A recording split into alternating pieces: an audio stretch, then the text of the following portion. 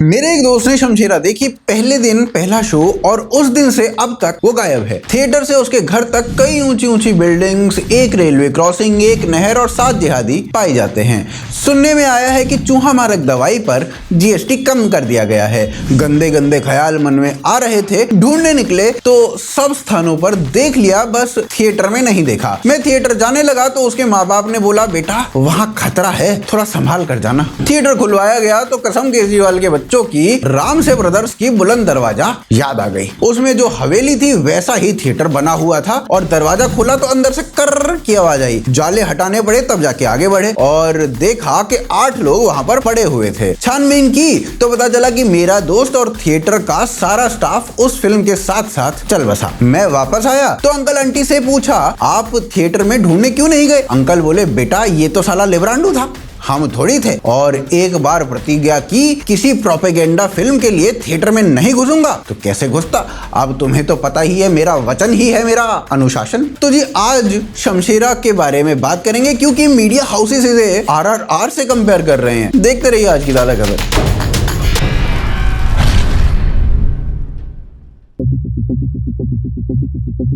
Shamshera release हुई और पटकथा देखकर लगा कि नीलेश मिश्रा ने रात को हिंदी वर्णमाला का भोजन किया और सुबह उठकर जो ही वो पॉट पर बैठे वैसे ही बस पट पट शमशेरा की स्क्रिप्ट गिरती चली गई।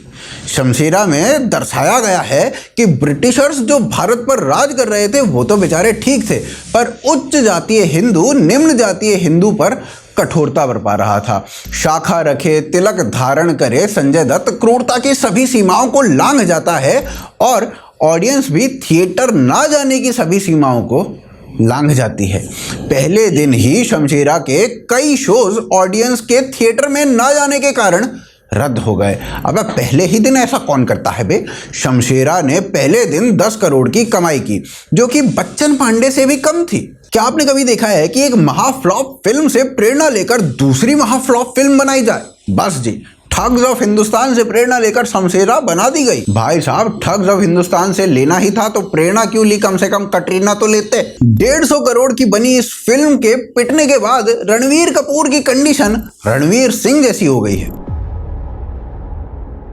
तो जी एनडीटीवी के चोट लगी और रक्त की कुछ बूंदें टपकी, और उन रक्त की बूंदों से क्विंट, प्रिंट, वायर, मोजो कई रक्त बीज उपजे। इन्हीं रक्त बीजों में से एक द प्रिंट ने शमशेरा के लिए लिखा, शमशेरा है साउथ इंडियन मसाला को बॉलीवुड का उत्तर, RRR से भी बढ़िया। और RRR से बढ़िया होने के कारण भी बताए गए। भाई ऐसा नहीं है, बिना कारण के कुछ नहीं होता है। कारण था शमशेरा की पटकथा, जिसमें अपर कास्ट हिंदू ब्रिटिशर्स के साथ सांठगांठ कर लेता है और लोअर कास्ट पर राज करेंगे और उस पर क्रूरता बरपाएंगे की सांठगांठ होती है। बॉलीवुड के अनुसार ये शिखाधारी, तिलकधारी क्रूरता करता है, और ये टोपीबाज मुचकटार रहीम चाचा है जो अभी बस प्यार बांटेगा।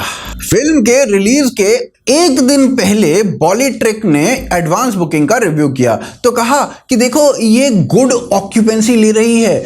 इसी बॉलीट्रिक ने राधेश्याम की भी एडवांस बुकिंग का रिव्यू किया था, तो सेम नंबर्स पर उन्हें गुड ऑक्यूपेंसी नहीं दिखाई दे रही थी। राज बंसल ने भी हवा बनाने का प्रयास किया और कहा, देखो एडवांस बुकिंग तो बहुत ही तगड़ी है। हाँ बंसल साहब, कलेक्शन भी बहुत ही तगड़ी है, ले लो अब। एबीपी न्यूज के अनुसार ये यश राज की बेस्ट पीरियड फिल्म है। द हिंदू ने कहा, Ranveer Kapoor excels in dual role with multiple shades. भैया ये वही द हिंदू है जिसने कश्मीर फाइल्स का रिव्यू ना करके उसका फैक्ट चेक कर दिया। वहीं दूसरी ओर इसी द हिंदू ने जय भीम को एक ऑनेस्ट फिल्म बताया। मतलब जिस जय भीम में दिखाया गया कि अपर कास्ट हिंदू ने लोअर कास्ट हिंदू के साथ बड़ा ही भयंकर बर्ताव किया, वो एक्चुअली जो रियलिटी की अगर बात करें तो क्रिश्चियंस ने किया था, पर फिल्म में दिखाया गया कि अपर कास्ट ने वो सब कुछ किया है, और द हिंदू उसे ऑनेस्ट बोल रहा है। गजब है भैया, कैसे कर लेते हो बे। इन मैडम ने भी शमशेरा का रिव्यू किया और उसे 4 स्टार ही दे दिए। तो बॉस मेरी तरफ से शमशेरा को मिलेंगे 5 में से 4 स्टार्स। इन्हें बहुत ही मजा आया फिल्म देखकर, पर चलिए इनकी क्या बात करें, इन्हें कश्मीर फाइल्स और रॉकेटरी को भी देखकर मजा ही आया था, बहुत पसंद आई थी दोनों की दोनों। और शमशेरा जैसे प्रोपेगेंडा इन्हें समझ में नहीं आते, तो क्या बोला जाए। भारत की मीडिया गजब की है भैया, उन्हें उरी बनाओ तो हाइपर टॉक्सिक नेशनलिज्म दिख जाता है और तानाजी जिहादी बनाओ तो इस्लामोफोबिया। कश्मीर फाइल्स पर तो पूरे देश में माहौल बनाने का प्रयास करते हैं कि भैया ये तो प्रोपेगेंडा है, इसे मत देख लेना। रॉकेटरी में इन्हें इसलिए प्रॉब्लम हो जाती है क्योंकि हीरो को हिंदू दिखा दिया जाता है, जिस पर नाम्बी नारायण स्वयं ये बोलते हैं, I am a Hindu. I mean, I have no shame in saying that. Is it a sin to be a Hindu? सही बात है। अब वो हिंदू हैं तो भैया हिंदू ही दिखाएंगे ना, रहीम चाचा तो दिखा नहीं देंगे। उधर से सूर्यवंशी के समय रोहित शेट्टी से पूछा गया कि आपने ये जो प्यारे प्यारे लोग थे जिन्होंने 1993 में लोगों के कान खोलने का प्रयास किया था, उन्हें इस्लामिक क्यों दिखाया? Criticizing the film about the good Muslim and the bad Muslim concept. So in the film we have seen how Muslims have been portrayed in a good way as well as a bad way. Okay, but it is seen to be problematic in a sense that if I tell you one question, if I ask you one question, like Jaikant Shukre was a Hindu, Marathi. Then in this universe, second came where a Hindu godman was there. Then Simba Durva Ranade was a Maharashtrian again. In these three negative forces were Hindu. Why isn't a problem? no, my problem is not that. It's just the way they have been portrayed. The No, good and the I don't think so, because if there is a terrorist who's from Pakistan, what caste will he be? भाई वाह, अरे वो रहीम चाचा थे तो रहीम चाचा ही दिखाएंगे ना। अबे कैसे कर लेते हो बे?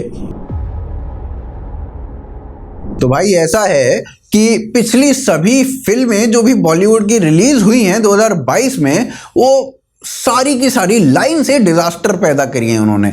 एकमात्र भूल भुलैया चली है, 2022 में बॉलीवुड की 37 फिल्में रिलीज हुई, एक हिट।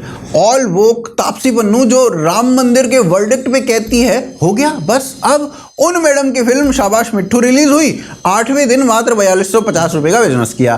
कंगना रनौत की धाकड़ का भी यही हाल था। और यदि यश चोपड़ा की बात करें तो 2021-22 में उन्होंने 4 फिल्में बनाई। बंटी बबली 2 45 करोड़ की, जयेश भाई जोरदार फ्लॉप भी रही, जोरदार 100 करोड़ का लॉस। सम्राट पृथ्वीराज वो भी भैया 300 करोड़ की बनाई, फ्लॉप। शमशेरा 190 करोड़ की बनाई, फ्लॉप। ये सारी फिल्में बॉक्स ऑफिस पर धराशायी हैं। RRR और KGF 2 ने मिलकर 2,25,000 करोड़ का बिजनेस किया है भैया। कश्मीर फाइल्स ने 331 करोड़ का बिजनेस किया है। रॉकेटरी ने भी 41 करोड़ का बिजनेस किया है और अभी भी थिएटर्स में बनी हुई है और अपनी लागत से अधिक तो OTT राइट्स बेचकर भी कमा ही लेगी। भूल भुलैया में भी कार्तिक आर्यन था जो राम मंदिर के वर्डिक्ट पर सब्र का फल मीठा होता है लिखता है, और कोई नेपोटिज्म का प्रोडक्ट नहीं है, करण जौहर से पंगा भी हो गया है। तो भैया मैसेज लाउड एंड क्लियर है, मात्र अच्छी फिल्में जिनमें प्रोपेगेंडा ना हो वही देखी जाएंगी। स्टार किड से बॉलीवुड को आगे बढ़ना पड़ेगा, इंडस्ट्री में सुधार करना पड़ेगा, नहीं तो कन्नड़ा फिल्म इंडस्ट्री बॉलीवुड को खा जाएगी। तो ये था भैया आज का एपिसोड। अच्छा लगा हो तो शेयर कर देना, और हमें सपोर्ट करना है तो पेट्रियन और UPI के लिंक आपको स्क्रीन पर दिख रहे होंगे। आप देख रहे थे आज की ताज़ा खबर। जय हिंद, जय भारत।